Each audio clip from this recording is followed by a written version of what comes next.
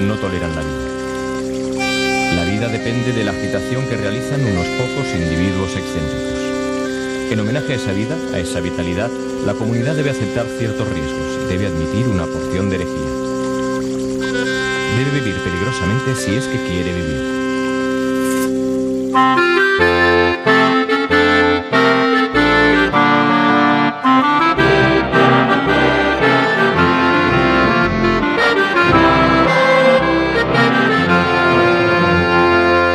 El anarquismo es la libertad, es la puerta abierta hacia el infinito de la libertad y del bienestar de la humanidad.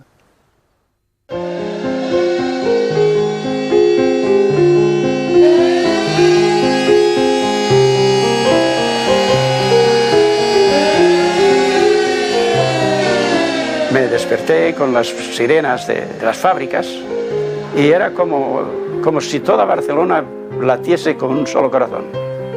Algo que solo se vive quizá una vez en un siglo. Y si algo puedo decir, que eso marcó mi vida y vivo con esa emoción siempre. La verdadera revolución se inicia el 19 de julio y la inicia el pueblo espontáneamente, defendiéndose contra el ejército. Y es la primera vez y la única vez que el pueblo acaba con el ejército, lo rinde. Hemos podido con el ejército. Este es el grito fantástico de García Oliver el día 20. Hemos podido lo que no se ha podido nunca. Fue una cosa de gran ilusión, de pensar yo de que se había hecho ya la revolución social, no solo en España, yo creo que creí que habíamos triunfado en el mundo entero. Fue espontáneo. El pueblo se encontró dueño de su destino y ejerció su fuerza y llevó a cabo las esperanzas que durante años y años había siempre soñado. Y eso es algo que una oportunidad se acepta, se lleva a cabo y se acabó. La libertad y el universo, mi Dios. Mi patria es la libertad, mi bandera la razón, mi camino la verdad. Así es como pienso yo.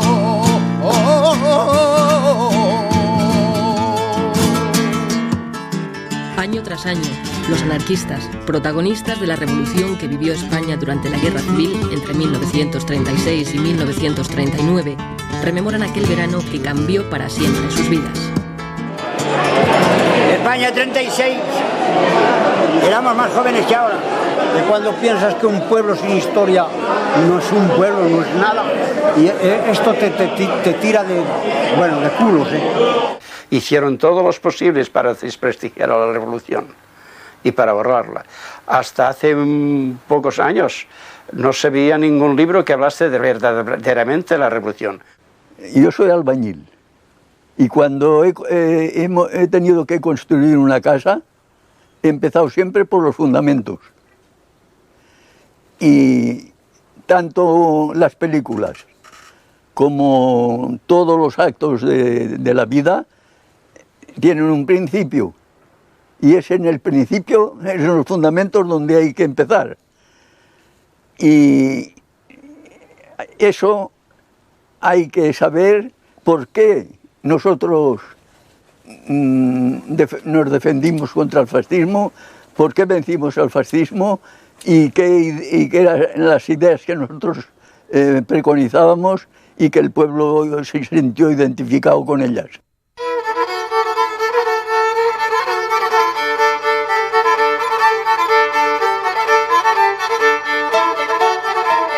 La situación de miseria en la que vive gran parte de la población española en 1930 apenas ha mejorado desde que comenzó la revolución industrial un siglo antes. Continúan el analfabetismo y las profundas desigualdades sociales, sin que las autoridades, la Iglesia ni la burguesía pongan remedio. El anarquismo, que aparece como una propuesta del socialismo utópico para luchar contra la injusticia social, ha ido calando a lo largo de 100 años en las clases más desfavorecidas del país. Las ideas de Kropotkin y Bakunin arraigan con fuerza, especialmente en Andalucía y Cataluña.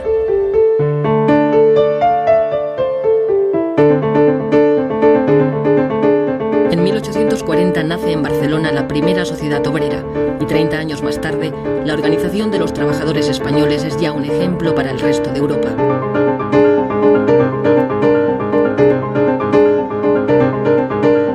Tras la escisión de la Primera Internacional, en nuestro país triunfan las ideas antiautoritarias de Bakunin frente a las que propugna Marx. Todo ha de ser libre para que funcione. Esa es la gran disyuntiva que hubo entre Marx y Bakunin. Marx era autoritario y Bakunin no. En el sur de España, Fermín Salvochea es una de las figuras más influyentes del anarquismo andaluz. Allí el pueblo está enfrentado a una burguesía propietaria de grandes latifundios improductivos.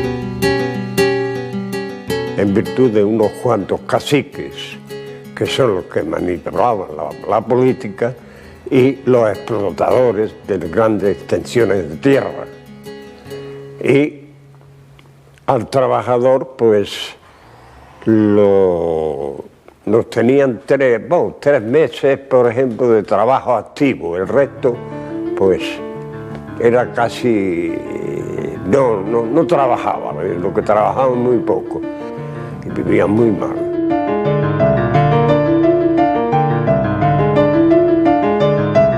En Jerez, 4.000 campesinos toman la ciudad al grito de ¡Viva la anarquía!, asaltando los comercios en busca de comida. Para acabar con los grupos ácratas cada vez más influyentes en Andalucía, el gobierno inventa una trama llamada La Mano Negra, ejecutando y encarcelando a personas sospechosas de pertenecer a un supuesto grupo en realidad inexistente. Uno de los procesados es Sánchez Rosa, autor de La Gramática, la Aritmética y El Abogado del Obrero, libros que ponen en manos del trabajador los medios para defenderse en las luchas sociales. El enfrentamiento entre patronos y obreros deriva en sangrientos atentados cometidos por anarquistas que actúan de forma individual. Barcelona es conocida en Europa como la Rosa de Fuego, y el castillo de Montjuïc se populariza como escenario de fusilamientos y cárcel política. Numerosos militantes de las sociedades obreras son procesados.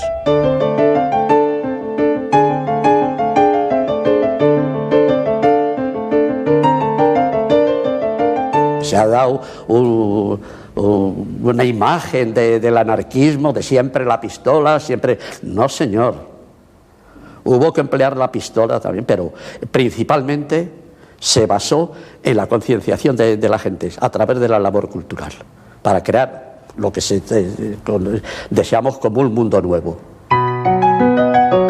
Para los anarquistas, es el pueblo el que ha de adquirir una conciencia revolucionaria, conociendo primero la realidad para poder cambiarla.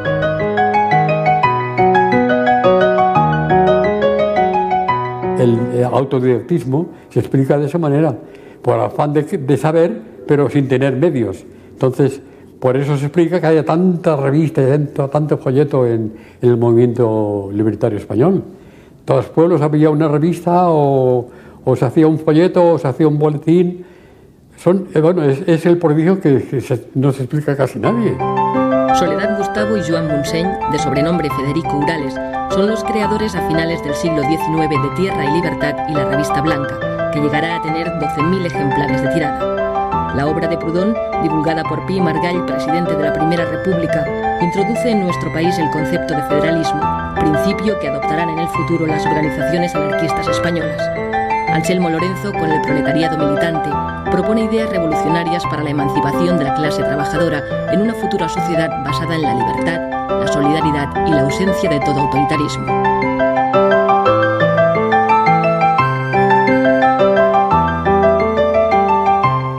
Porque el anarquismo no es una teoría, no es solamente una filosofía, no es solamente un programa de vida, sino una forma de vivir. Una forma de vivir. A través de las sociedades obreras, los anarquistas crean escuelas gratuitas que suplen la falta de una enseñanza pública para todos. En 1902, Francisco Ferrer Guardia funda la escuela moderna inspirada en el racionalismo. Basa su enseñanza en el respeto físico, intelectual y moral del niño. Francisco Ferrer Guardia reacciona contra el oscurantismo de la enseñanza de los curas y de los frailes.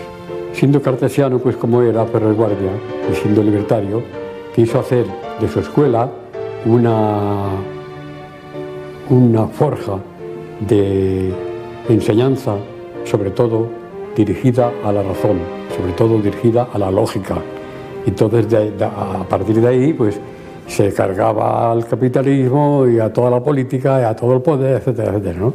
No pararon hasta que mataron a Francisco Ferrer, acusándole de actos que no había ni siquiera realizado. En la cosa por la cual se le acusó y en nombre de la cual se fusiló, que fue la insurrección de 1909 en Barcelona, de los soldados de no querer embarcarse al África, donde se les estaban matando, asesinando por el capricho de unos cuantos militares, incluido el rey, eso Ferrer ni estaba ni participó. Fruto de Solidaridad Obrera nace en 1910 en Barcelona la CNT, la Confederación Nacional del Trabajo, con el objetivo de unir al proletariado español en una sola organización anarcosindicalista abierta a toda la clase obrera. Contraria a los partidos políticos, utiliza la huelga, el sabotaje y el boicot como instrumentos de lucha. En 2 décadas la CNT se convertirá en la organización obrera más importante del país y en el movimiento sindicalista más activo y eficaz de la Europa moderna. La CNT es el intento de los obreros de organizarse para conseguir económica y socialmente una sociedad mejor, dentro de la cual a un poco largo plazo está la autogestión, o sea, la capacidad obrera para asumir todas las funciones que ahora tiene el Estado, o sea, sustituir al Estado. La Primera Guerra Mundial provoca en España un enriquecimiento de la burguesía que no repercute en mejoras para la clase trabajadora. Las tensiones aumentan y, como reflejo de la Revolución Rusa, los obreros españoles organizan numerosas huelgas hasta conseguir, por primera vez, la jornada de 8 horas. Había una fundición que despidieron a 4 obreros porque pedían las 8 horas. Y no lo querían dar, y entonces los patrones cerraron las fábricas y lo cerraron todo. Ripoll se tuvo que hacer comida, rancho, en la plaza del ayuntamiento para alimentar al pueblo, porque duró unas 9 semanas. En 1919 la CNT tiene ya más de 700.000 afiliados. Los duros conflictos laborales provocan entre los jóvenes reacciones extremistas y la aparición de grupos de acción como los solidarios. Compañero de Durruti y Ascaso, García Oliver rememorará en 1938, ya como ministro de la República, los años de lucha en que cayeron numerosos militantes anarquistas como Salvador Seguí, el Noi del Sucre.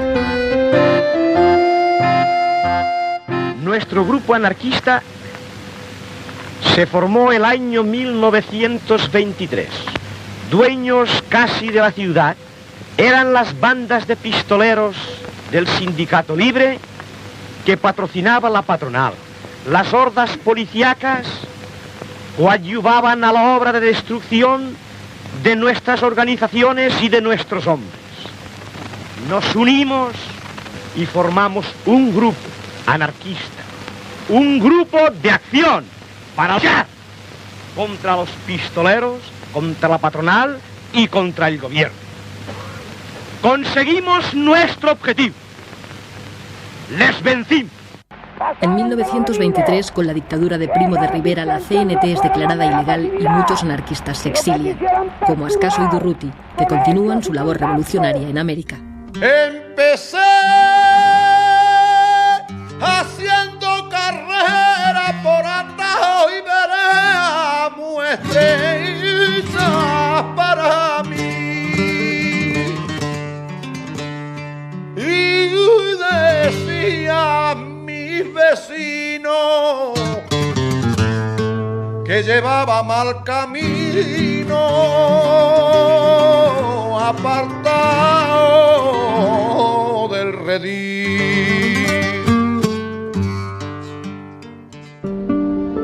En 1927, en una playa de Valencia, se funda la FAI, la Federación Anarquista Ibérica, que nace con la pretensión de mantener puras las ideas anarquistas dentro de la CNT mediante la formación de pequeños grupos de personas afines, próximas en ideas. para pertenecer a la FAI, por ejemplo, sin ser retranscrita, se tenía que no haber hecho el servicio militar, no haberse casado por la Iglesia, llevar sus hijos el que podía, porque a la escuela racionalista se pagaba, no tener vicios ostensibles. Todo eso era imprescindible. Entonces había una selección natural que hacía una organización muy fuerte, pero sin sectarismo, por coacción moral. Bueno, mis padres, ya te digo, que fue una temporada secretario de la FAI, siempre tuvo cargos, era un hombre, mi padre era un hombre de acción, entonces era muy radical, mi madre también, y entonces pues, y tenía mucha influencia porque era un hombre eran muy humanos, eran muy cultos, tanto mi padre como mi madre, y siempre se rodearon de gente más o menos afín. Y el hombre anarquista procuraba llevar una vida digna, ser un ejemplo. Durante la dictadura, los anarquistas continúan su actividad de manera clandestina. Es el tiempo también de las grandes emigraciones en busca de mejores condiciones de vida. Y mi padre, debido a la crisis de trabajo en la compañía Peñarroya, pues un día decidió marchar a Barcelona. Pero nosotros nos quedamos allá en espera que el hombre ganase algún dinerillo y pudiéramos coger los billetes correspondientes. Tardó un año en lograr ese dinero. El caso es que encontró a un compadre en Barcelona y le dijo: hombre, puedes venir a trabajar al metro. Y además, la vivienda, yo tengo una barraca en la calle Valencia, entre Rocafort y Entenza. Y en esa barraca, pues vivíamos la familia, el compadre, que eran 5, y nosotros 5, 10 personas en unos metros cuadrados. Pertenecía a la CNT mi padre ya. Si ahí en el metro lo llamaron, lo que te he dicho anteriormente, para decirle que quedaba en la calle, porque un obrero había cometido una falta profesional y ese obrero era murciano. Y entonces despidieron a 80 murcianos que había. Pero el hecho fue de que todos respondían ya a una acción puramente orgánica CNT y por eso los echaron. Sabíamos que existía un mundo que no era el nuestro, puesto que era el que detenía a nuestros padres, el que nos dejaba sin trabajo, es decir, el mundo capitalista de una burguesía, sabíamos que existía, puesto que éramos víctimas de ello, ¿no? Pero nosotros estábamos educados con un entusiasmo que esperábamos que eso fuera posible, que eso se acabara y que la sociedad fuera de una manera más justa, más igualitaria. Encontré gusto a la lectura y después, cuando me iba hacia la barraca, pues como en el invierno en particular, me paraba en las farolas de gas o a leer un poco una hoja, o me paraba en un escaparate que había luz y después salía corriendo, leía otra página y así. Pero trabajé de sombrerero hasta que llegó la República.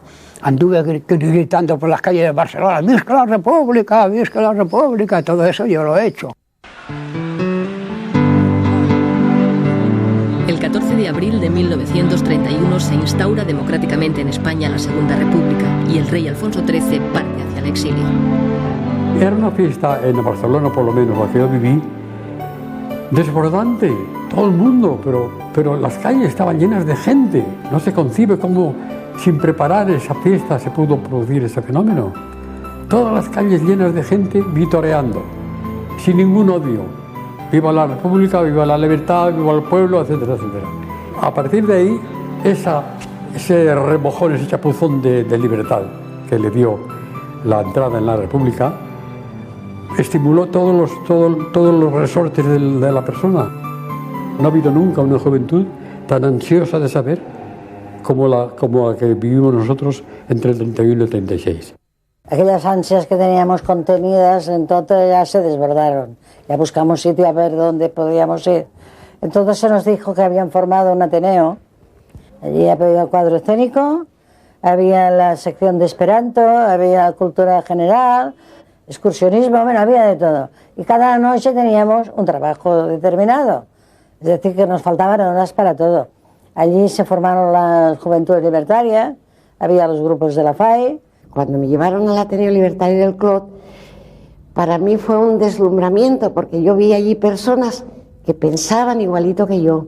Todo el sindicato se convirtió en un centro de educación. Todo el sindicato era un Ateneo. Se hacía la revolución en España, en el mundo, en la tierra, en la luna, todo allí. No eran lugares para jugar las cartas y beber, sino para leer, para conversar, para discutir, debatir, escribir, lo que sea, ¿no? Sobre todo, y también había en los Ateneos, se solían dar muchas veces representaciones teatrales, recitales, muchos recitales, eso es lo que más se hacía, recitales de poesía, casi siempre cayendo en lo social, ¿no? en lo de la denuncia.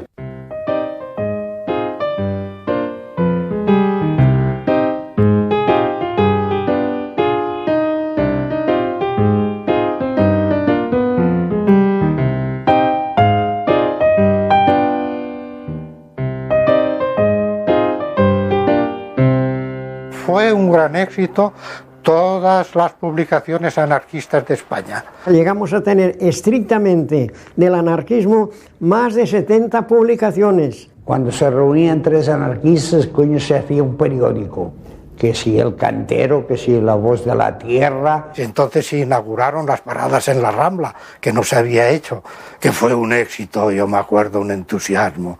No teníamos manos para vender, no teníamos manos, todo, el aborto legal, las 12 pruebas de la inexistencia de Dios, dinamita cerebral, voceando todos los periódicos y así de gente comprando, porque no nos habían dejado hasta entonces hacerlo. Debía tener 10 años, toda Barcelona voceando Tierra y Libertad. Tierra y Libertad, órgano de la Federación Anarquista Ibérica. Pues eso, fue un núcleo de reunión formidable, donde sobre todo la de prensa, de la gente exponía así sus ideas, y fue un centro de conexión de mucha gente, Tierra y Libertad. Se estaba haciendo una revolución mental extraordinaria. Tierra y Libertad pasó de unos 4.000 ejemplares cuando la cogió mi padre a 20.000 en 1934 y 35. La novela ideal, creada por la familia Urales, padres de Federica Montseny, pretende divulgar las ideas éticas del anarquismo mediante una escritura fácil. La novela ideal hacía una gran labor en la juventud, ¿sabes? Había temas muy interesantes y religiosos también, sobre todo porque la religión en la época en España y ha tenido siempre mucho dominio, pues también se buscaban temas en ese sentido, para combatir la religión. Fundada en Alcoy en 1923, Generación Consciente inicia a sus lectores en la sexualidad y la salud. Años más tarde, con el nombre de Estudios, alcanzará los 70.000 ejemplares de tirada. Y esa revista, habían muchas veces artículos que hablaban de estas cosas. Y claro, eso pues a mí pues, me iba llenando, ¿no? A mí me iba... Cuando hay algo que decir, cuando hay algo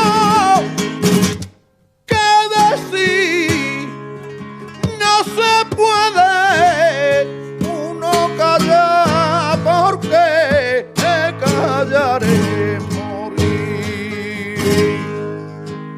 No se puede uno callar, porque callaré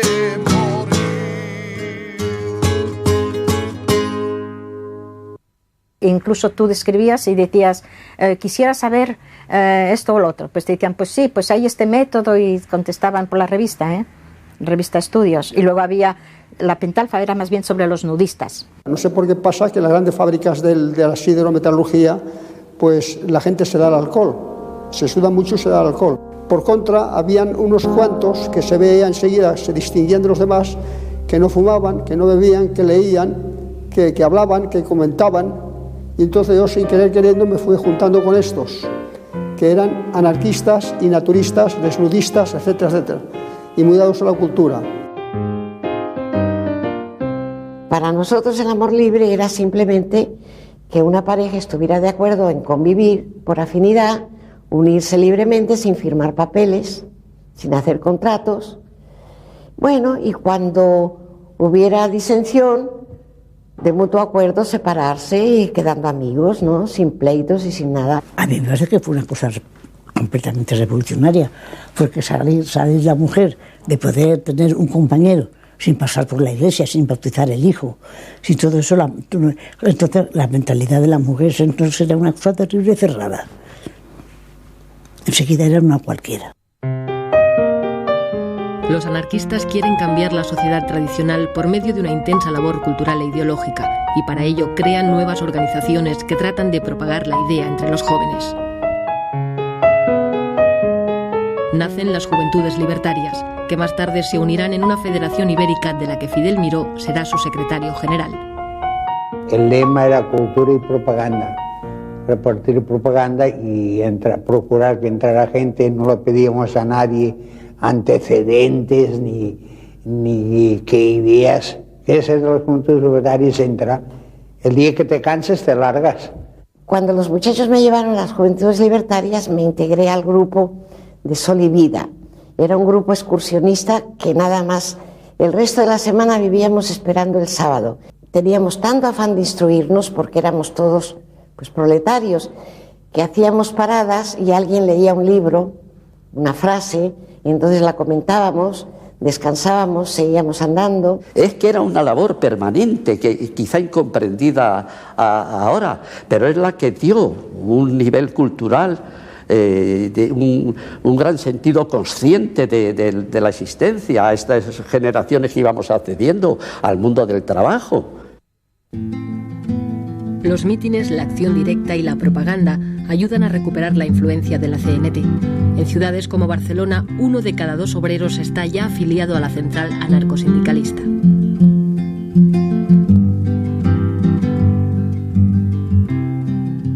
Yo hacía muchas horas.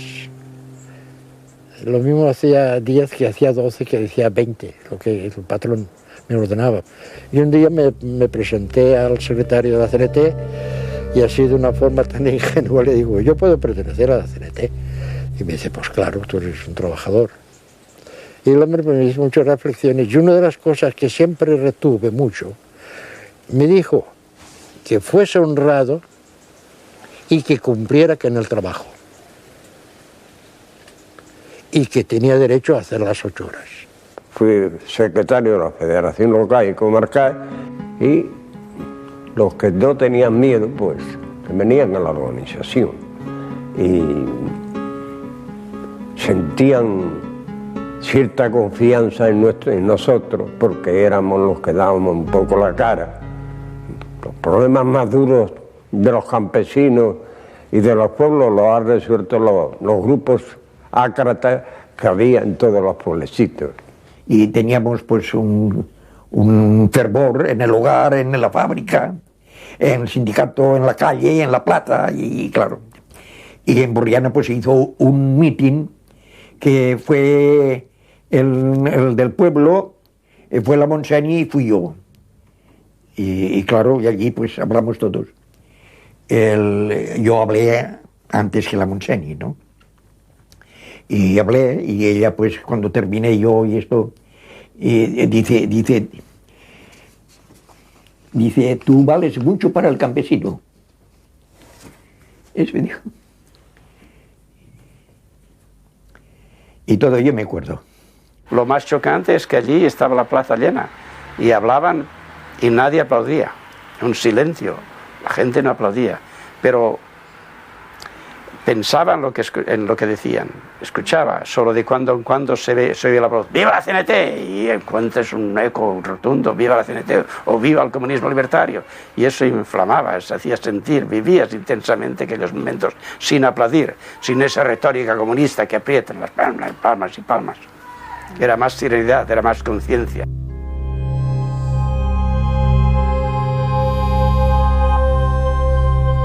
Había unos acuerdos sindicales que cuando echaban a un obrero de un trabajo, no había ningún obrero que debía de reemplazarlo.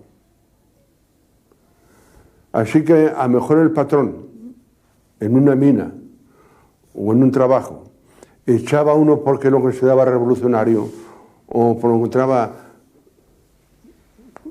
porque le cogía rabia, lo despedía. No había ningún obrero que lo reemplazara. Es decir, que todo está atado a través de un espíritu de solidaridad, que es lo más importante que existe en la organización nuestra. Bueno, los vecinos eran como una gran familia. Allí, pues, en aquellos tiempos no había seguro de paro, ni seguro de enfermedad, ni nada. Cuando alguien caía enfermo, un vecino que hubiese tenido algunos ahorros, lo primero que hacía era ponerlos encima de la mesa y allí los dejaba, sin que hubiese ningún papel ni un apretón de manos. Cuando vuelvas a trabajar y cuando puedas me los devuelves. Y el afectado, cuando empezaba a trabajar, peseta por peseta, poco a poco devolvía. Es una cuestión de principio, de moralidad.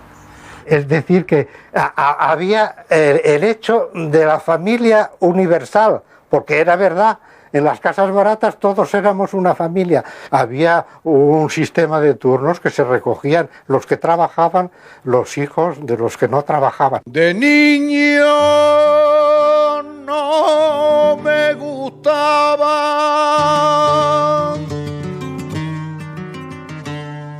los libros, ni la sotana, ni salir en procesión. Era tan desobediente como el viento de poniente, revoltoso y juguetón.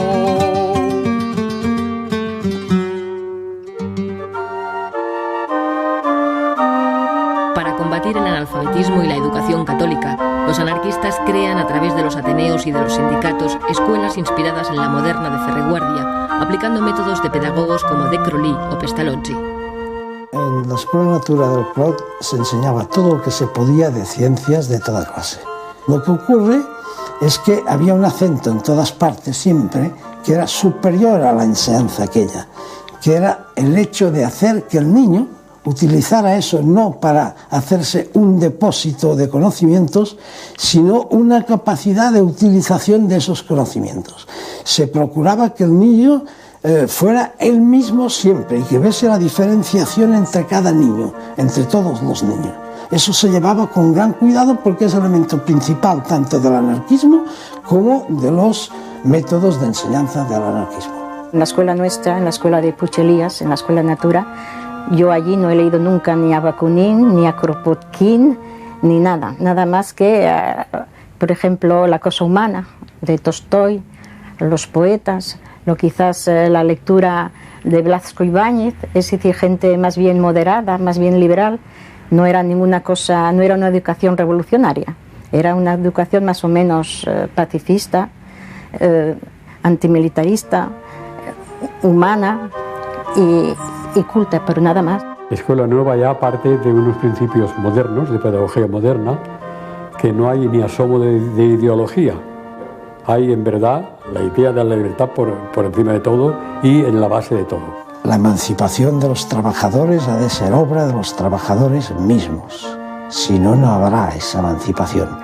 Es decir, que se autosubvencionaba de diversas maneras, pero autosubvencionaba. Lo que nunca quiso la Escuela Natura ni el sindicato Fabril fueron subvenciones ni del Estado ni del Ayuntamiento. Pero las esperanzas puestas en la República defraudan a las clases más desfavorecidas del país. El gobierno tiene que hacer frente a numerosos levantamientos en Cataluña, Levante y Andalucía. Que los campesinos en Andalucía padecían hambre y el feudalismo allí seguía manteniendo tierras y cotos y miles de hectáreas sin cultivar y la gente sin trabajar. Allí se produjo casas viejas. Fue un movimiento montado por los anarquistas, era un movimiento anarquista. Y quisimos declarar comunismo libertario.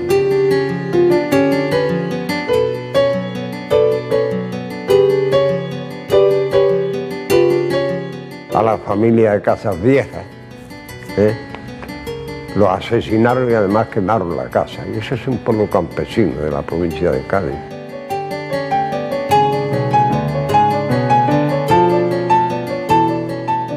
La CNT provocó un movimiento revolucionario con el que no todas las regionales estábamos conformes, sobre todo en Asturias, no éramos muy partidarios. Era la división que había entre los dos conceptos. Uno es de la revolución permanente y a plazo fijo, ¿no? Y los otros, la tendencia más moderada era de que había que hacer cultura, preparar al pueblo y esperar el momento propicio que se pudiera ensayar la revolución con posibilidades de éxito.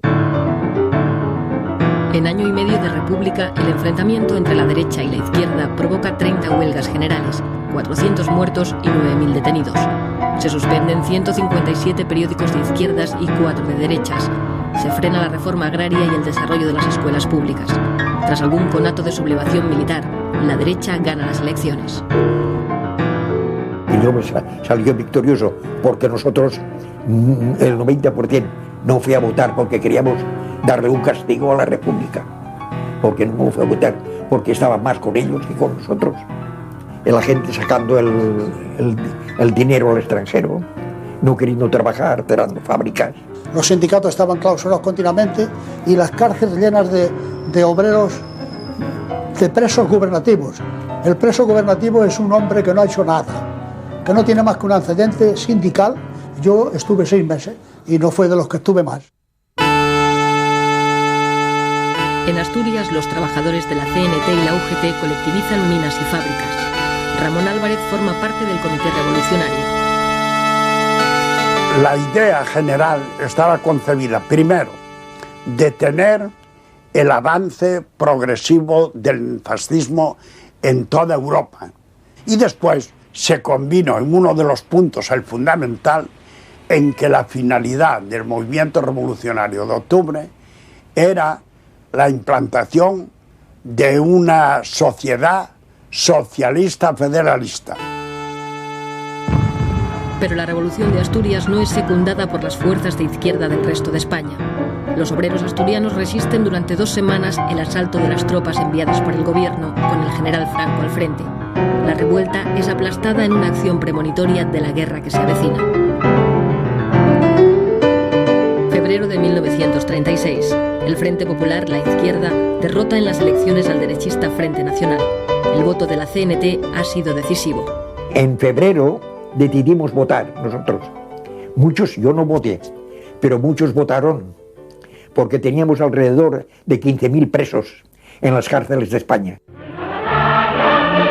Se suceden las huelgas, las ocupaciones de tierras y los enfrentamientos de la Guardia Civil con obreros y campesinos. Mientras la derecha prepara el golpe de Estado, las organizaciones más radicales llaman a la revolución.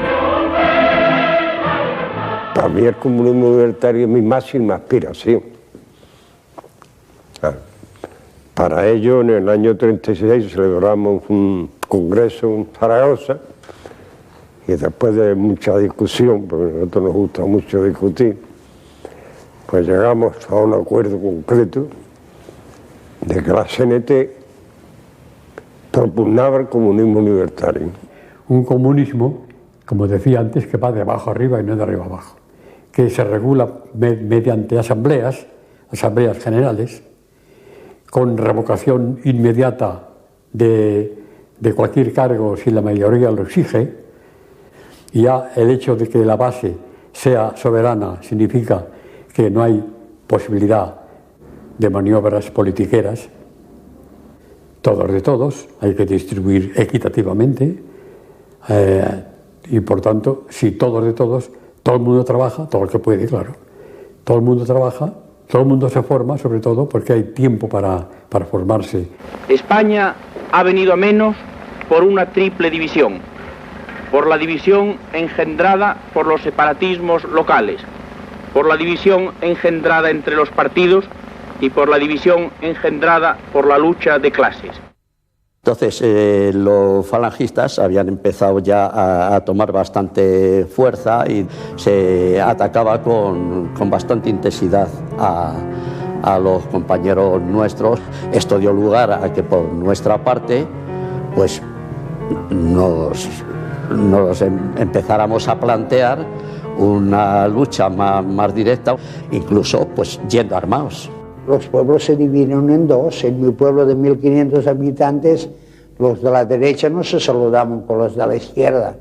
La generalidad de los trabajadores lo tienen muy claro. Saben quién tienen enfrente a la Iglesia, que tienen enfrente al capitalismo, que son sus enemigos seculares. Porque hasta la Iglesia entonces ya se había enfrentado el cardenal Segura, se había enfrentado constantemente contra la República. Ya aquello era inevitable. Ellos ya estaban en el extranjero ya entrenándose, ya tenían acuerdos con Mussolini y con Hitler. Entonces todo el mundo lo sabía y todo el mundo se preparaba. Y los partidos, y lo sabía el gobierno. Ahora, había ministros que dormían a la hora en que los otros se lanzaban a la calle. Y el gobierno central de Casares Quiroga negaba que hubiese alzamiento y todo eso, y dio la orden, que eso fue lo fatal, a todos los gobernadores, que nada de armas al pueblo. Nada de armas al pueblo. Tenían más miedo a la revolución que a los militares. Porque no hay que olvidar que en los primeros días de julio, Companys le dijo al jefe de orden público de Cataluña que desarmase a la CNT, a los anarquistas. En Barcelona estábamos todos los militantes y otras gentes también de izquierda. Estamos de guardia toda la noche durante 4 días. Entonces ya hubo el día anterior a la revolución, ya vinieron y dijeron que yo me había dormido, por cierto, en el tejado, en el techo. Dijeron, bueno, hoy es la hora de la verdad, el que no le interese que se largue a su casa, porque hoy sí hay faena. Estábamos en la Plaza de la Generalidad, eso estaba abarrotado de hombres pidiendo armas. Y salía Companys y decía que esperábamos. A gastarme, o a que he venido yo a este mundo, como no sea para gastarme, como no soy sordo mudo, no tengo el por qué callarme ante la ley del embudo.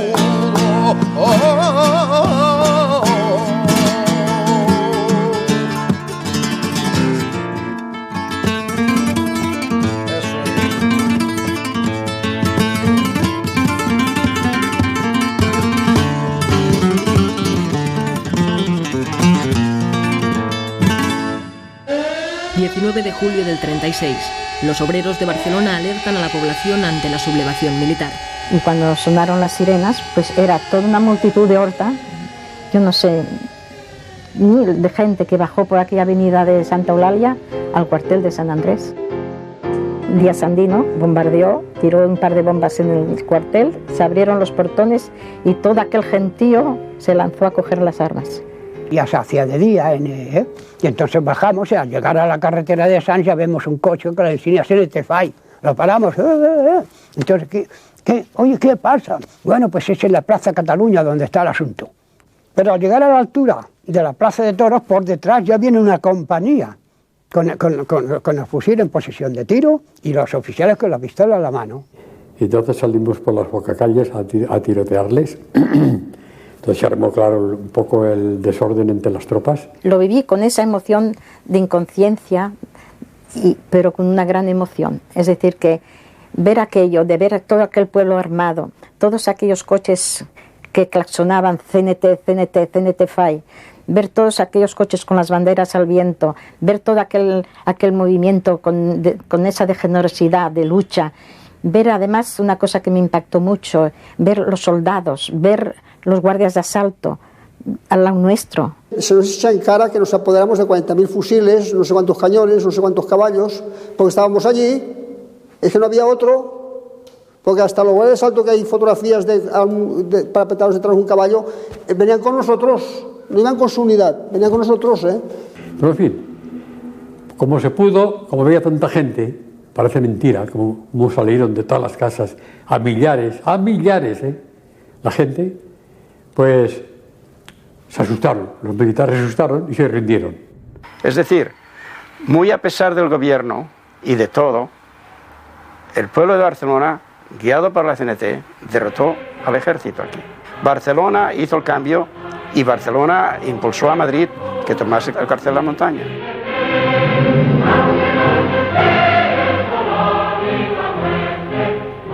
Es una manifestación pública de todo el pueblo de Madrid, que se levanta como puede, o que se trata de oponerse ya desde ese momento a lo que se le viene encima. España ha quedado dividida en dos. Ha comenzado una guerra civil de lucha entre clases que durará 3 años. Los rebeldes asesinan allí por donde avanzan a simpatizantes y militantes republicanos y de izquierda. En la España leal a la República, las represalias no se hacen esperar para todo aquel sospechoso de apoyar a los rebeldes. Los tiradores desde los campanarios de las iglesias de ciertos conventos estaban mezclados, los de los clérigos con los militares. Se pusieron a tirar no contra los adversarios que llevaban fusiles, sino contra toda gente que estuviera en la calle. De ahí vino luego la respuesta de la gente quemando los lugares desde los cuales se le había tirado al pueblo desarmado. En esa contienda perdimos mucho personal, perdimos personajes de valor. En el asalto a Tarazanas murió Francisco Ascaso al ir a saltar a ponerse más a resguardo contra un tirador de una ventana. Eso era muy frecuente entre nosotros, sobre todo porque estos hombres en la barricada, al mismo tiempo que escribían, como mi padre, en la barricada eran los primeros.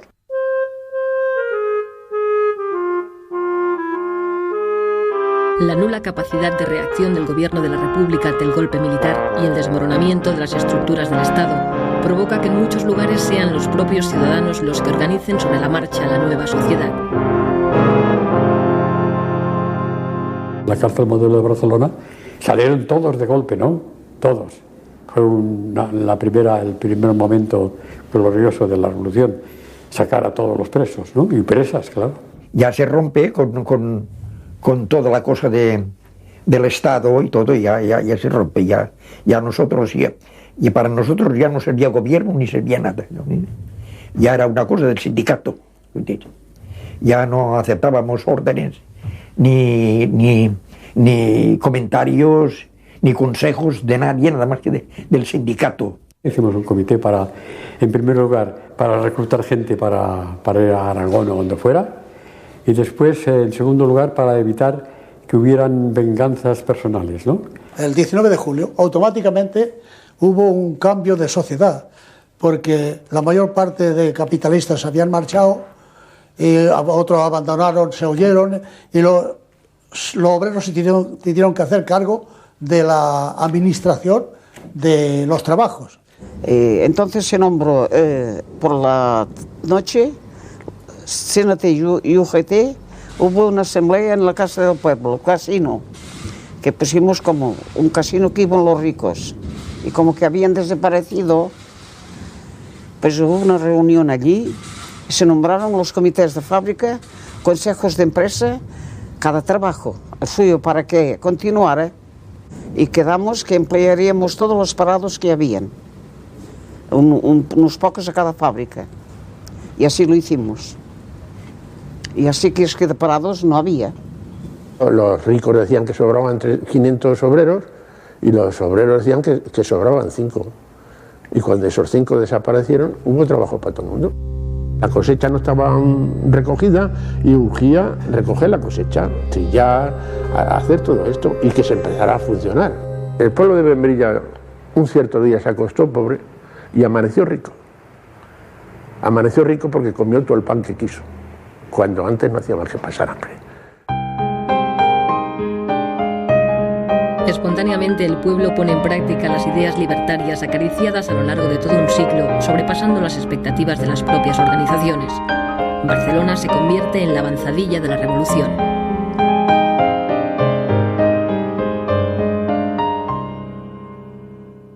En los primeros días, enseguida entramos en contacto con el sindicato de transporte y empezaron a enseñar a las compañeras a conducir tranvías.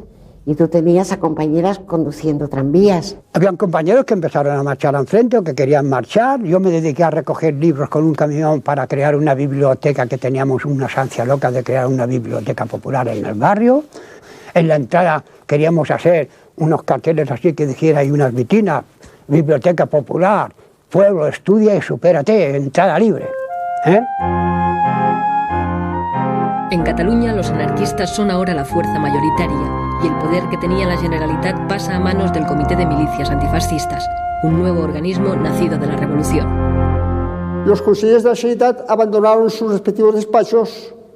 La Generalitat se quedó con el solo hombre de Companys en la jefatura de policía y la calle nuestra.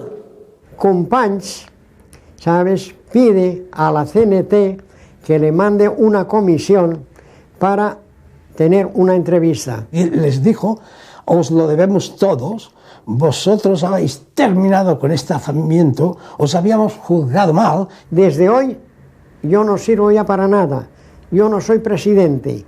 Si para algo valgo, les dice a la comisión, dice, estaré a vuestro servicio.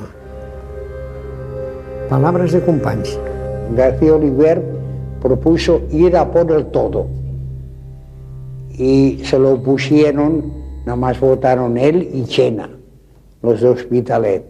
Se lo puso Santillán y Federica Montseny. Federica Montseny diciendo ir a por el todo es establecer nuestra dictadura y eso es una negación del anarquismo. Y Santillán dijo, si vamos a por el todo y establecemos el anarquismo, nos aislamos en España y nos aislamos en el mundo. Todo el mundo no nos va a dar nadie ni ayuda, ni armas, ni nada.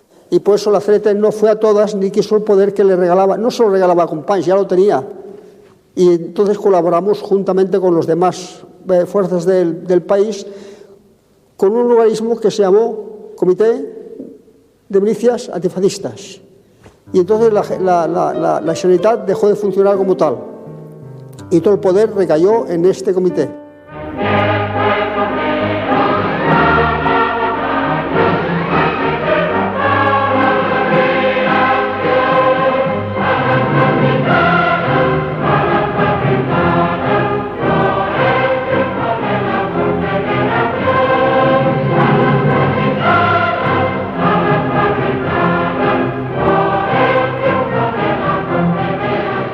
Empezamos a organizar las columnas y hay esa salida que tenéis allí en la fotografía y se iban directamente al frente, al lugar que ellos pedían. Y la mayoría que pedía lugar era Condorruti, Condorruti, Condorruti.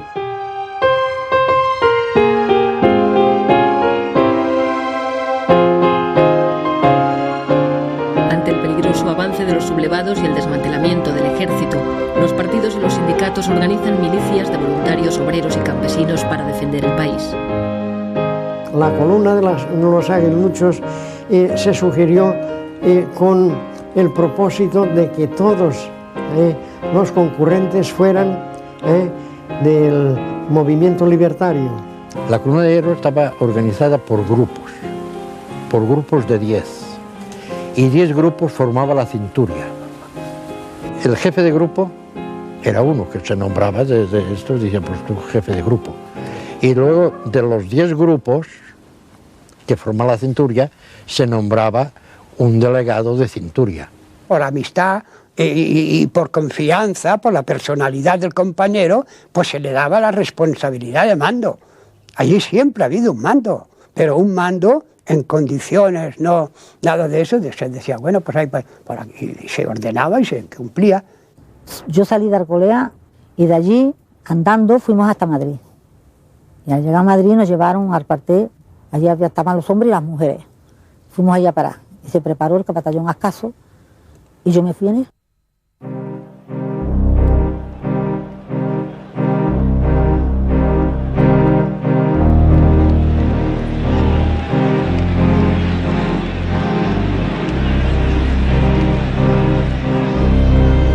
Puedo decir que a medida que nosotros íbamos actuando con la columna de Urruti, nosotros dábamos las manos a los campesinos y a toda aquella gente, transformando la sociedad en autogestión, en una serie de actividades, colectividades, que sea lo que nosotros habíamos pretendido toda la vida.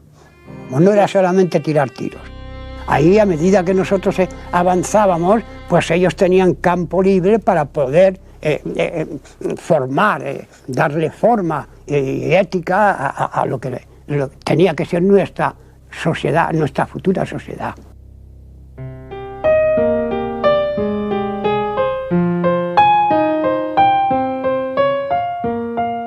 cambios se suceden vertiginosos en zonas de Castilla, Extremadura, Andalucía, Asturias y sobre todo en Levante, Cataluña y Aragón. Yo era muy alcahuete y en cuanto veía que había algo de barullo o algo, pues allí me metía. Y me metí en una plaza de la Constitución que estaba repleta de calandinos. Todo Calanda estaba allí. Y desde el balcón, este comité revolucionario dice: a partir de ahora aquí se proclama el comunismo libertario. Y fue una multitud entera en la plaza de la Constitución que aplaudió la frase. ¿Y en qué se compone el comunismo libertario? Queda abolido el dinero. Se va a expropiar a todo propietario, izquierdista o de derechas. Toda la maquinaria a disposición del pueblo, todos los edificios para que sean alojados los habitantes, independientemente de quién sea el propietario, trabajo colectivizado, distribuidos los trabajadores en grupos. No hizo falta senecas para organizar aquello, que fueron los trabajadores mismos. Porque allí se constituyó primero pues, el comité del sindicato, que era el principal, que duda cabe. Y luego comité de defensa, comité de agricultura, comité de alimentación, comité de peluqueros. Pues los mismos trabajadores designaban a los delegados que bien más capacitados para que cumplieran la función de llevar la marcha, de distribuir el trabajo, de distribuir todo. El desprecio tradicional de los anarquistas por el dinero provoca un cambio radical en las relaciones económicas.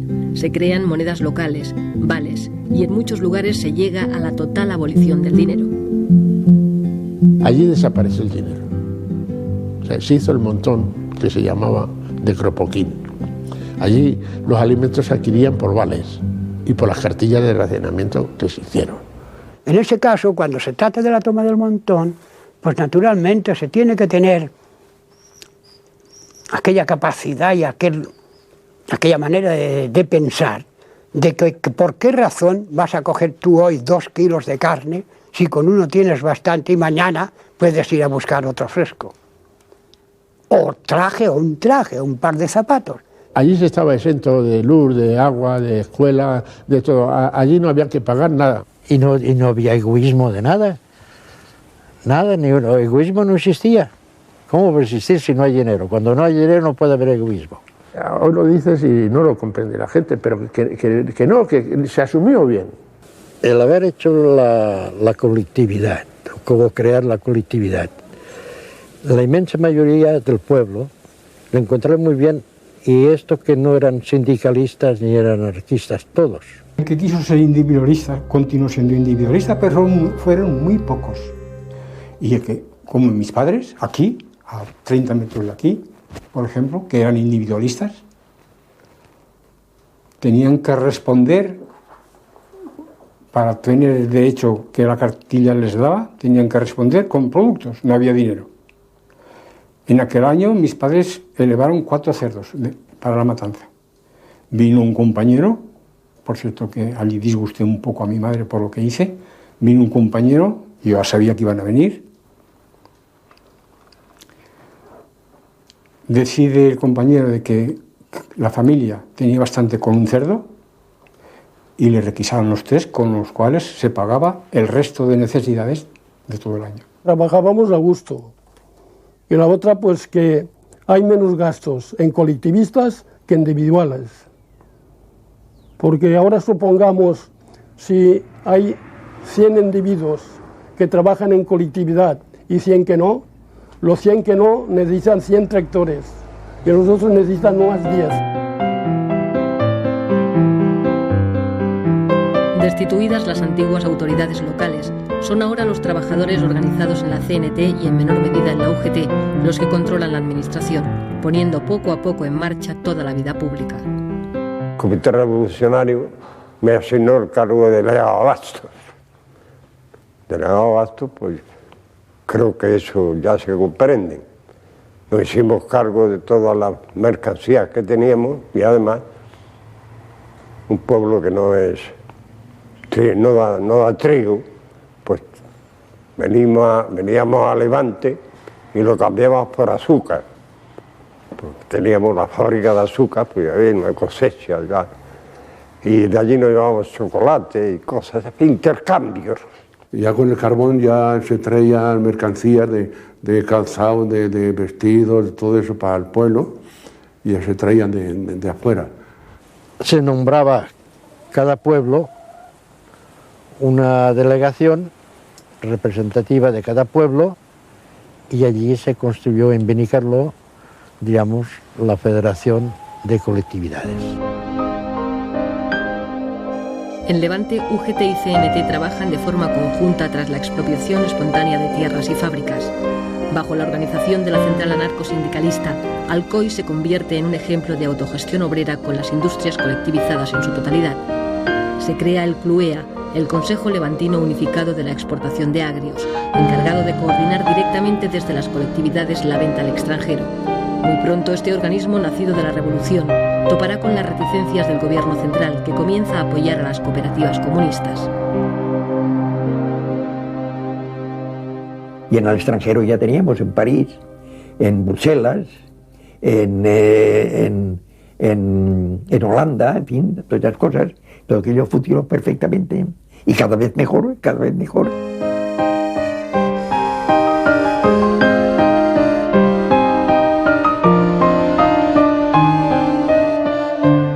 En Asturias, la CNT y la FAI forman parte del Consejo de Asturias y León, del que Ramón Álvarez es consejero de Pesca.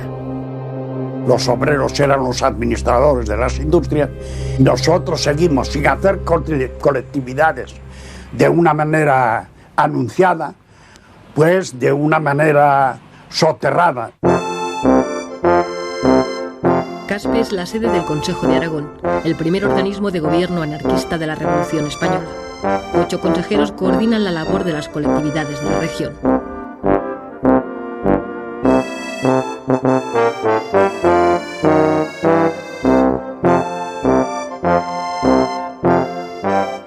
Aquí en la región, que fue el centro, digamos, mayoritario de las colectividades, con su consejo en Caspe y todo eso, en Levante hubo colectividades, en Andalucía hubo colectividades, en Castilla hubo colectividades para todo, pero tan homogéneo como en Aragón no la hubo en ninguna parte.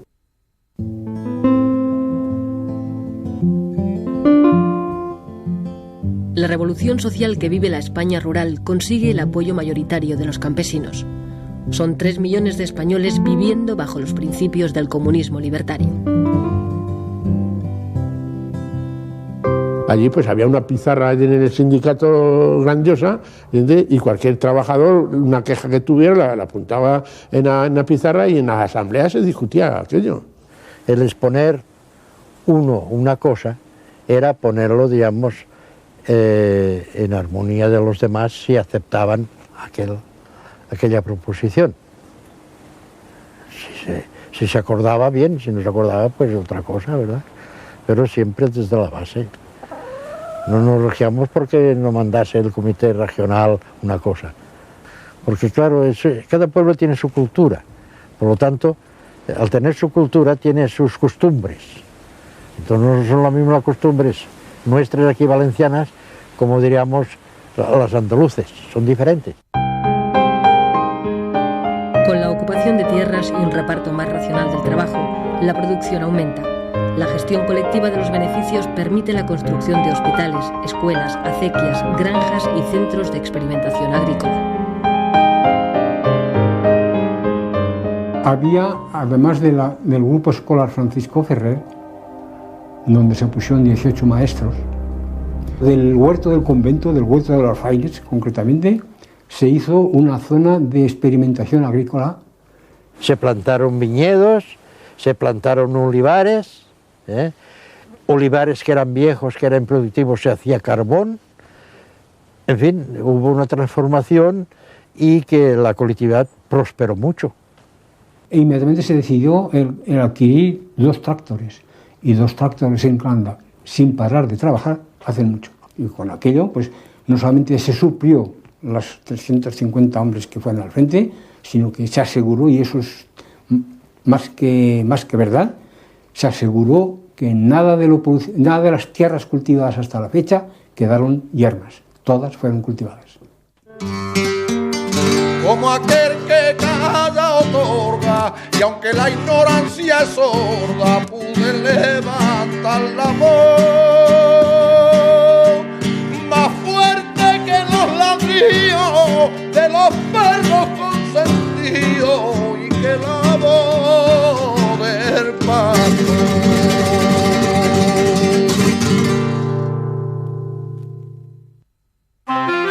La revolución que vive España no pasa desapercibida al visitante. George Orwell, que ha venido a luchar como voluntario en una columna del POUM, describe sus impresiones al llegar a Barcelona. Era la primera vez que me encontraba en una ciudad en la que mandaba la clase obrera. Los anarquistas ejercían virtualmente el control de Cataluña y la revolución se encontraba en plena marcha. Las actitudes de tipo servil habían desaparecido. Nadie decía señor o don y ni siquiera usted. Todo el mundo se trataba de compañero y de tú. Y decía salud en lugar de buenos días.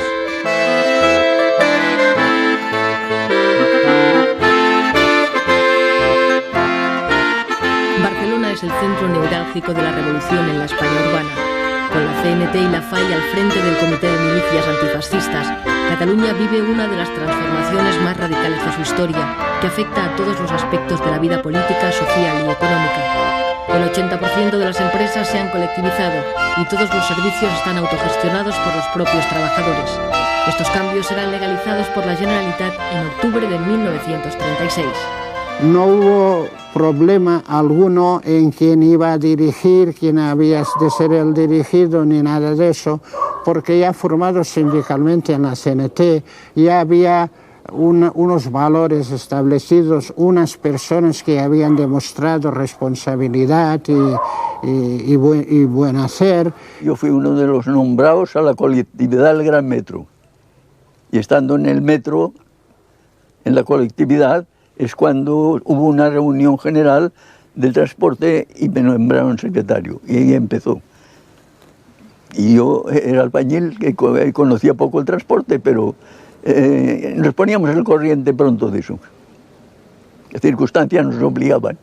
Se organizó una comisión que se titulaba Administración y Control de la Propiedad Urbana, que estaba compuesta de 3 elementos de la Generalidad, 3 de la CNT y 3 de la UGT. Y de los 3 de la CNT yo era un vocal, yo era uno. Entonces la propiedad no quedó abolida, pero quedó incautada. Los propietarios no tenían derecho a administrar sus fincas, tenían derecho a formar parte de la administración de esta comisión. Los anarquistas podían hacerse los dueños de Barcelona y de Cataluña y no quisieron hacerlo. Y entonces vino la colaboración entre unos y otros. Y entonces, como los más fuertes éramos nosotros, la cuestión de enseñanza, pues se buscó a uno de los nuestros, al profesor Puig de Elías, y él se ocupó de redactar con otros y demás, pero siempre dirigido por él, la Constitución del Cero. El Consejo de la Escuela Nueva Unificada nace con el objetivo de promover una escuela única, gratuita y laica en lengua catalana. La revolución crea también servicios de asistencia y previsión, inexistentes hasta entonces, que cubren gratuitamente la sanidad, las bajas temporales, la invalidez y la jubilación. Se lucha contra el paro aumentando los puestos de trabajo o contratando nuevos trabajadores, aunque no sean necesarios, para repartir el trabajo entre todos. Las pequeñas empresas y talleres se agrupan, se unifican compañías eléctricas. El entramado es complejo, pero implica a todos. Nos sentíamos involucrados y luego, claro, nos daba un protagonismo y una responsabilidad que asumimos, diría yo, muy a gusto. En las asambleas lo que se discutía, no tú que serás, yo que seré, sino cómo mejorar la producción, cómo el trabajo organizarlo mejor, cómo quitar intermediario entre una acción y otra, porque claro, una fábrica es compleja. Tienes que ser consciente de que trabajas para ti, entonces, que ya no mantienes a ningún patrón, aún trabajas con más anhelo. Elizalde, Ford, General Motors, Cross, Pirelli o Can Girona. Los trabajadores reconvierten de manera asombrosa en solo 7 semanas empresas civiles en fábricas de armas. Esta transformación permitirá la supervivencia del ejército republicano. Cada militante se consideraba defensor como un Don Quijote de esa utopía, de esa forma de operar, de esa forma de conducirse éticamente en la sociedad sin necesidad de que viniese el gendarme de turno. O sea, la autogestión yo creo que es la asignatura pendiente aún ahora, porque en aquel momento se demostró que, mira, hay el más ilustrado y el menos, hay el memo y el listillo, pero todos tienen algo, todo ser humano tiene algo a aportar. Casi todo el mundo dice que es una utopía, ¿no? Es la única cosa que podría salvar el mundo, la anarquía. Es lo más bonito que hay. Cada cual, trabajar todo el mundo, ni amos ni patrones. Y cada cual hacer lo que tiene en su cabeza. Es que todo el mundo tiene algo adentro. Poco a poco, la realidad de la guerra obliga a los anarquistas a colaborar en las tareas de gobierno. Cuando cesó el Comité de Militares Antifascistas, que duró 2 meses, el periodo revolucionario en Cataluña duró 2 meses, de julio a septiembre. Hubo un nuevo gabinete, se nombraron consellers y la Generalitat la que vuelve otra vez a coger el poder con sus consejeros. 4 anarquistas entran también como ministros en el gobierno de la República. Entre ellos, Joan García Oliver y Federica Montseny, que se convierte, muy a pesar suyo, en la primera mujer que accede a un ministerio en Europa. Estaba ella en contra de esto y en contradicción con ella misma, y te aseguro que le costó. Y cuando yo veía que además luego los compañeros la criticaban, yo me ponía desesperada. En Cataluña, por ejemplo, las juventudes fueron los primeros que se rebelaron contra la actitud de colaboracionista de la CNT. Y después que hasta cierto punto se creaba una burocracia que no era muy buena. Con la mayoría de hombres en el frente, son las mujeres las que ocupan los puestos de trabajo. Ellas tienen ahora la ocasión de hacer su propia revolución.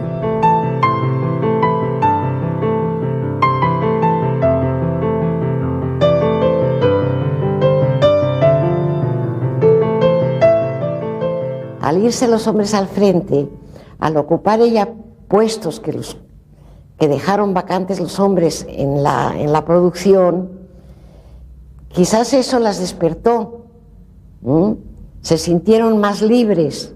Las compañeras que conocía, la una estaba en una fábrica de alpargatas, ella era la que llevaba todo aquello, la otra en una fábrica de azúcar, cuando estos eran puestos que lo habían llevado hombres antes. Nosotros le dábamos la importancia que debíamos haberle dado a la mujer. En las asambleas de la CNT apenas veías 3 mujeres, una mujer en la casa. Los hombres se reían con todos los derechos y nosotros queríamos preparar a la mujer para que supiera usar sus derechos con respeto a sus hijos, a su casa, a su marido y a su propia vida. Mujeres Libres nace a partir de agrupaciones locales, convirtiéndose en una de las organizaciones feministas más importantes de la época. Suceso Portales en Guadalajara y Concha Diaño en Barcelona son 2 de sus principales impulsoras.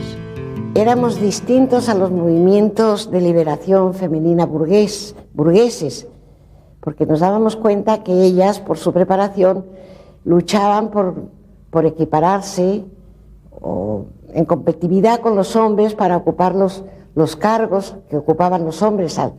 Pero nosotras nos dirigíamos a la mujer proletaria, a la obrera, a la que no tenía instrucción, que salieran de ese servilismo, que salieran de esa sumisión, en el trabajo, en el hogar, que se consideraran personas adultas.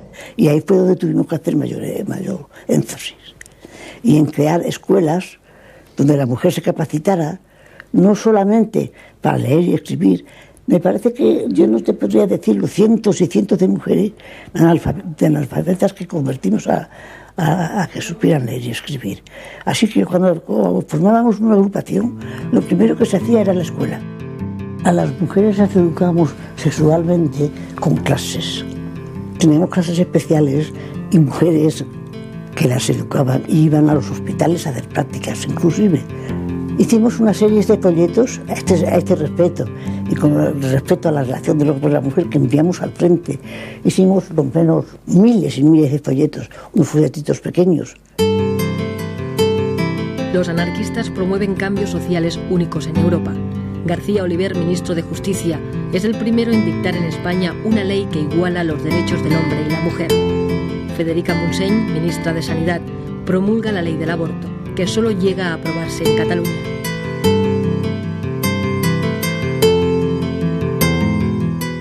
La ley del aborto pues se proclamó primero aquí en Cataluña y se proclamó y enseguida se puso a la práctica. En el hospital clínico se hacían abortos. Parecía muy bien suprimir una maternidad que no era deseada, les parecía lógico, pero por parte de los médicos hubo un rechazo enorme. La maternidad consciente solo se puede adquirir a través de los conocimientos que te ocupas de conocerlas. Si estas mujeres no habían leído nunca nada y no sabían hacer nada, pues no podías pedirle una maternidad consciente, ni a los hombres tampoco mismo, ni siquiera a los hombres.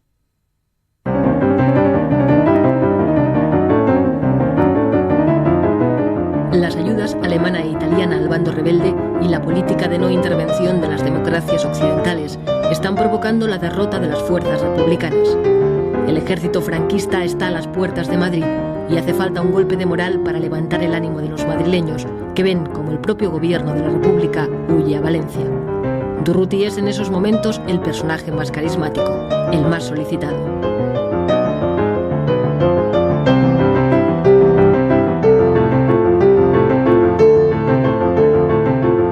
La figura de Durruti en aquellos momentos representaba la mayor atalaya de libertad. Fue una inyección de optimismo, de esperanza. En un territorio desconocido y mal pertrechada, la columna Durruti sufre enormes bajas. Su actuación resulta, sin embargo, decisiva para la defensa de Madrid. El 20 de noviembre nos retiraron del frente y nos dijeron que había muerto Durruti. Siempre fui esa abeja negra que supo esquivar las piedras que le tiraban nada.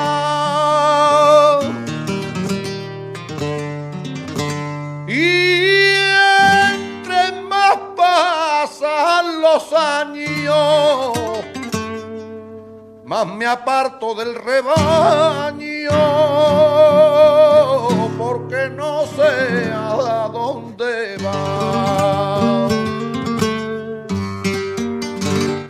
No ha habido en la historia un entierro como el de Durruti en Barcelona. No sé si contaron 1,5 millones o qué sé, algo inenarrable. La República trata de reorganizar el ejército e impone la militarización obligatoria. El objetivo es ganar la guerra olvidando la revolución. Los anarquistas, sin embargo, mantienen su idea de derrotar al fascismo para crear una nueva sociedad. Dijeron que iban a militarizar la columna, que entonces pues no eran militar, éramos pues milicianos, y que la iban a militarizar. Y dijimos que no. Detestábamos la disciplina militar. Nosotros fuimos a la guerra por combatir al fascismo, pero no para hacernos militares. Todos los que hacíamos la guerra de nuestra generación éramos contrarios a la guerra y contrarios al militarismo, pero muy contrarios, pacifistas a carta cabal. En cuanto a eficacia de las cosas, yo no vi ninguna. Tan eficaz era 100 hombres llamándose centuria como 100 hombres llamándose compañía. Yo creo que el error primero fue ponerse en el lugar del enemigo, hacerse ejército, y no guerra de guerrillas, que precisamente es nuestro honor histórico. Las guerrillas se dicen todo el mundo guerrillas por España. Y llegamos a la conclusión de que ya no era la revolución, sino que era la prolongación de la guerra. Y entonces, pues, para obtener armas y para poder vivir, tuvimos que aceptar la militarización. ¡Visca la libertad catalana! En Cataluña, los partidos tradicionales recuperan poco a poco el poder perdido el 19 de julio a manos del pueblo y las organizaciones revolucionarias. En mayo de 1937, Los partidos nacionalistas y el recién nacido PSUC, los comunistas, provocan unos sucesos que generarán una guerra civil dentro de la propia guerra. Numerosos anarquistas son eliminados, el POUM ilegalizado y Andreu Nin, su secretario general, asesinado. Los primeros días se vivió bajo el ambiente libertario toda Cataluña. Fue después, con los reveses y las dificultades que iban saliendo, que las fuerzas que no eran simpatizantes fueron reaccionando, y ahí llegó los sucesos de mayo. El Artemio Guadé, que era consejero de la Generalidad, mandó la policía de la Generalidad a que se apoderara de la Telefónica.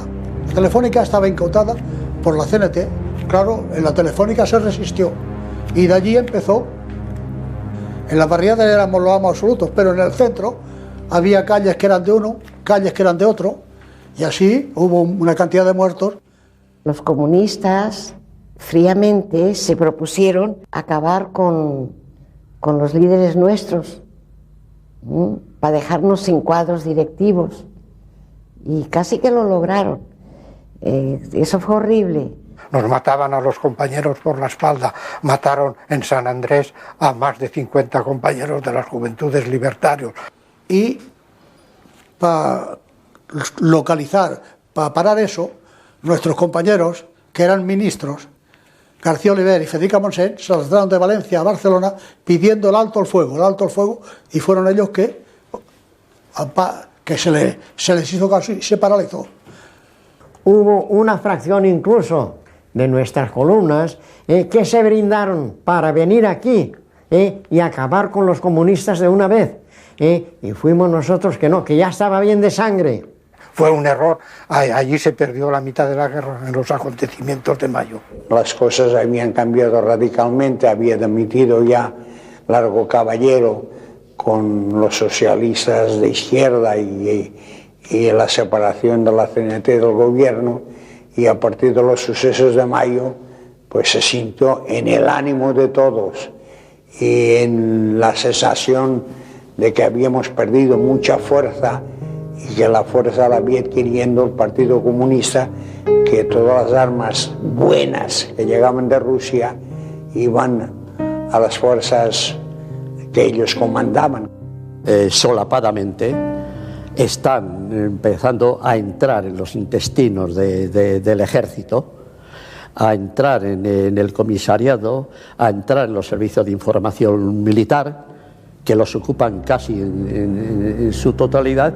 Y nosotros estábamos convencidos de que la idea era cumplir la orden de Stalin, de eliminar sobre todo a los anarquistas, hacerse con la situación de mando y dar por terminada la guerra cuando Stalin lo decidiera.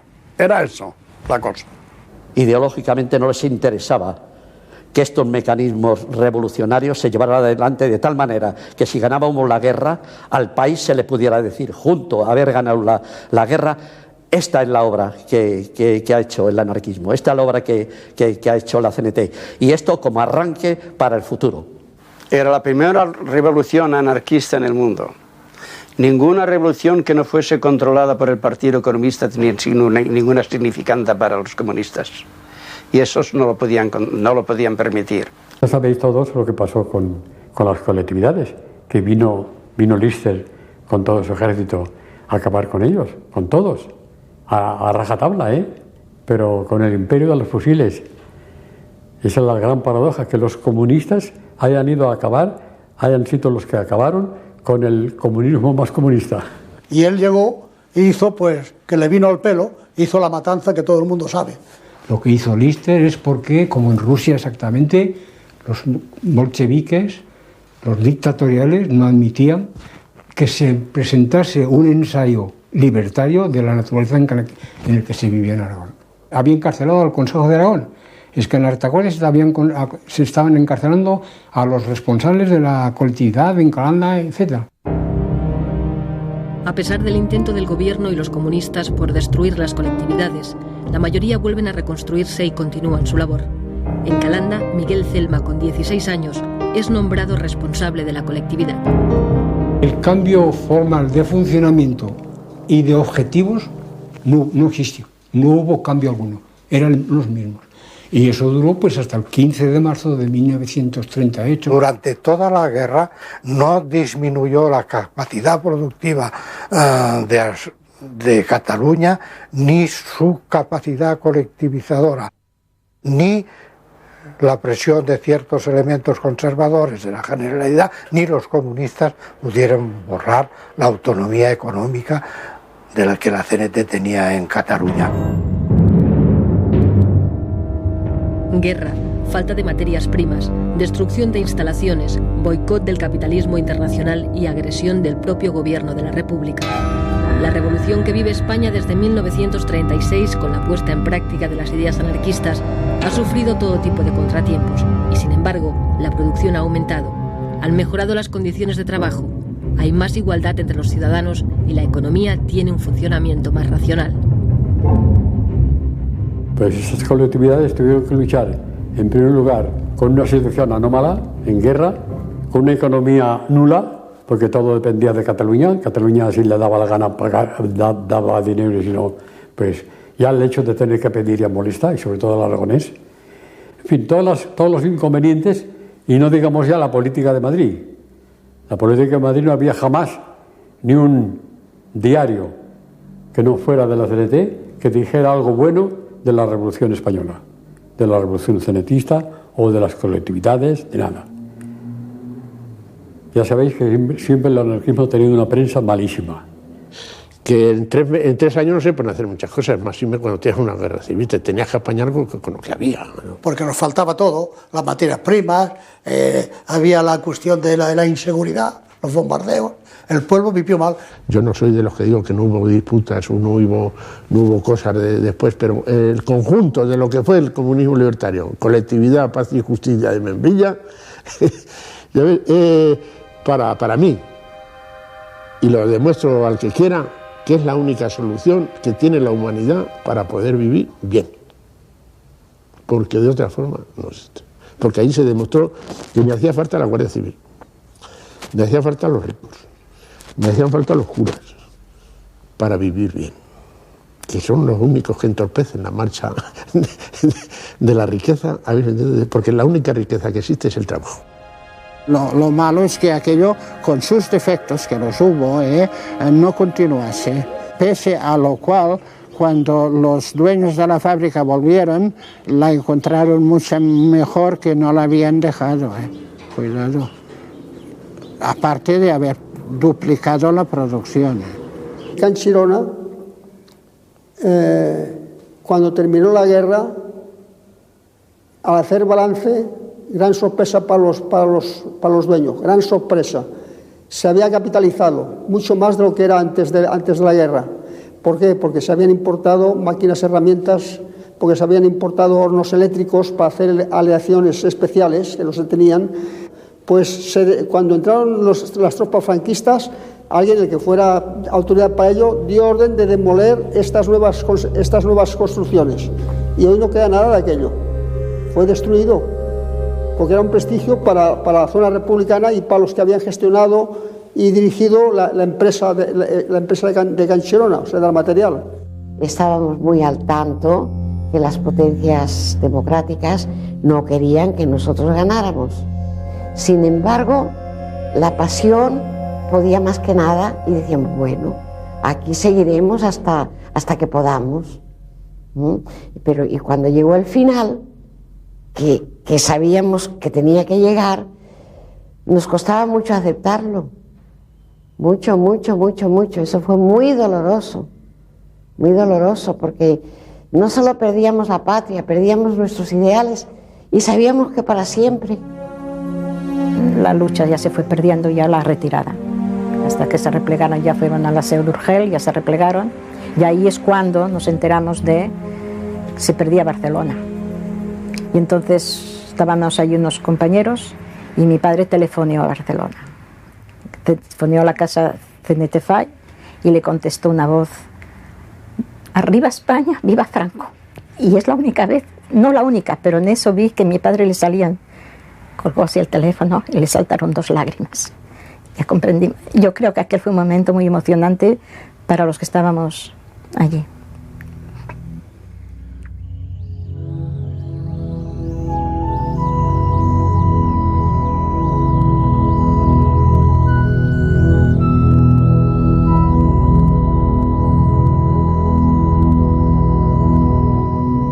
Se subieron los heridos con bonitas ambulancias y los rojos con amor a sus hermanos cuidaban. En lo alto de la cumbre se procedió a su descarga. ¡Ay, qué dolor tan profundo! ¡Ay, la herida que me mata! Otro, temblando de frío, decía a su camarada: ¡ay, hermano, que me muero! La nieve está muy helada.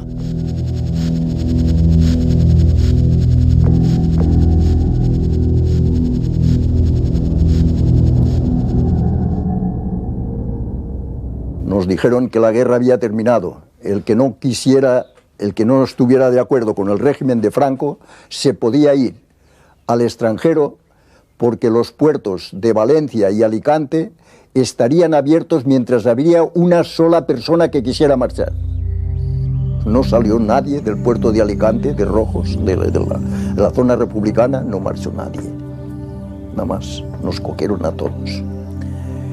Y nos llevaron al Albatera. Campo de Albatera fue cruel. Algo que el que no ha pasado por un sitio así no puede creerse las barbaridades que allí lleguemos a sufrir.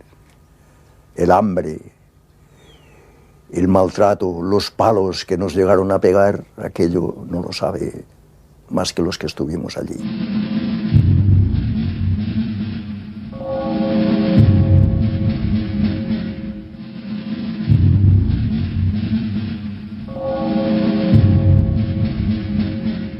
A veces yo me pregunto si valió la pena tanto dolor, tanto sacrificio, tanto sufrimiento, pero luego pienso, en realidad nosotros le dimos una lección al mundo.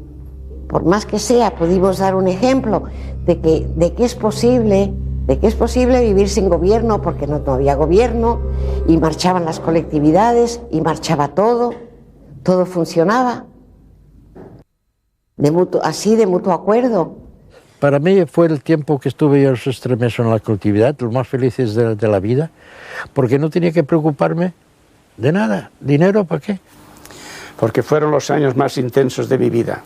Conocí la fraternidad, el desinterés, el espíritu de sacrificio y la solidaridad. Es decir, el sentirme hermanado con los que estaban luchando conmigo, que sentían las mismas ideas. Creo que es lo mejor.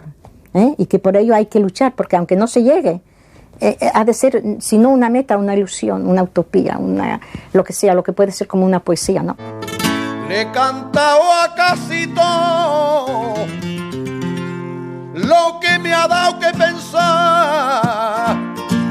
Le he cantado a casi todo y ahora le voy a cantar la que nunca existió, la paloma de la paz.